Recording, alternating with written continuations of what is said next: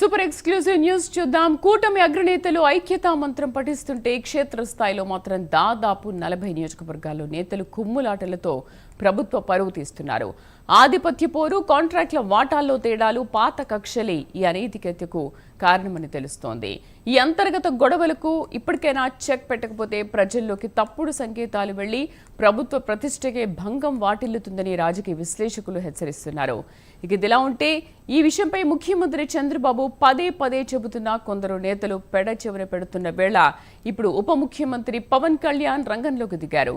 Assembly వేదికగానే కలిసి ఉండకపోతే మీకే నష్టం అంటూ ఆయన చేసిన ఘాటు వ్యాఖ్యలు ఇప్పుడు కూటమిలో కలకలం రేపుతున్నాయి.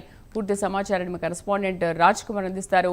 రాజ్ కుమార్, ఏంటి అసలు ఎందుకు ఈ 40 నియోజకవర్గాల్లో నేతలు గొడవ పడుతున్నారు? ఆ నేతలు ఎవరు? ఏం జరగబోతోంది?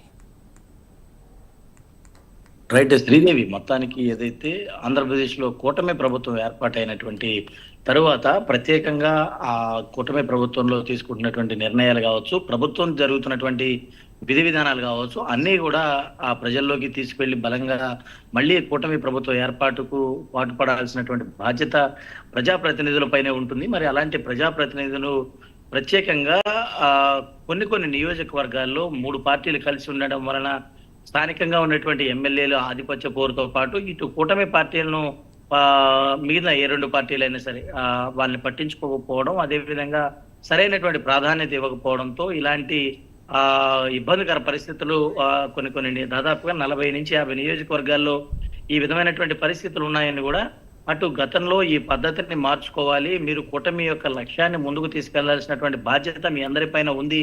రాష్ట్రంలో ఏదైతే 3 పార్టీలు కలిసి చేస్తున్నటువంటి యుద్ధాన్ని ఏ విధంగా మీరందరూ కూడా గ్రౌండ్ లెవెల్లోకి తీసుకెళ్లాల్సినటువంటి బాధ్యత మీ అందరిపైన ఏదైతే ఉందని ముఖ్యమంత్రి చంద్రబాబు అది పదే పదే చెప్తూ వస్తున్నారో, దానికి ఉప ముఖ్యమంత్రి పవన్ కళ్యాణ్ కూడా అసెంబ్లీ వేదికగా చాలా ఘాటైనటువంటి వ్యాఖ్యలు చేయడం జరిగింది. కూటమి 15 ఏళ్ల పాటు కొనసాగాలంటే ప్రత్యేకంగా ఏదైతే ప్రజాప్రతినిధుల పాత్ర చాలా ముఖ్యమైనది.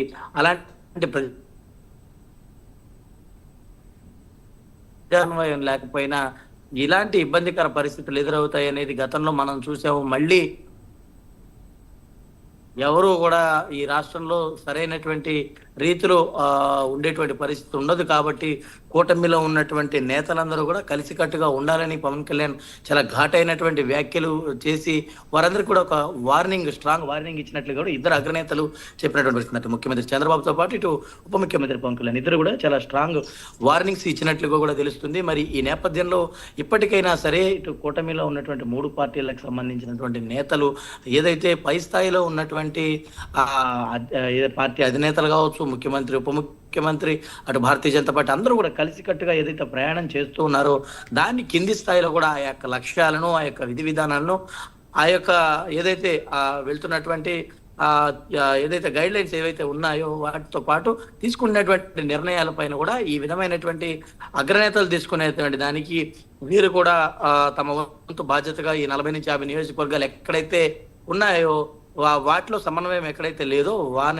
ఆ నేతలు కూడా ఇదైతే ప్రత్యేకంగా చేయాల్సినటువంటి అవసరం ఉంది. మరి ఈ నేపథ్యంలో ఏదైతే ప్రత్యేకంగా గొడవలు ఎక్కడ ఏంటంటే కొన్ని చోట్ల ఆయా ప్రాంతాల్లో ప్రాధాన్యత ఇవ్వకపోవడమో, లేదంటే ఎక్కడైనా ప్రభుత్వ కార్యాలయాల్లోనో, లేదంటే ఇంకేదైనా వారికి సంబంధించినటువంటి పనులు జరగకపోతేనో ఇలాంటివన్నీ కూడా తలెత్తుతూ ఉన్నాయి. మరి ఇలాంటివి పునరావృతం కాకుండా చూసుకోవాల్సినటువంటి బాధ్యత ఇటు కూటమికి సంబంధించిన అగ్రనేతలు తీసుకోవాల్సినటువంటి అవసరం ఉంది. కాబట్టి దానికి కారణంగానే ఈ స్ట్రాంగ్ వార్నింగ్ ఇచ్చినట్టు కూడా తెలుస్తుంది.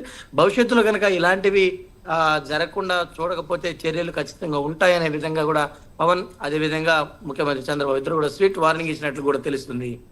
Raj Kumar, thank you.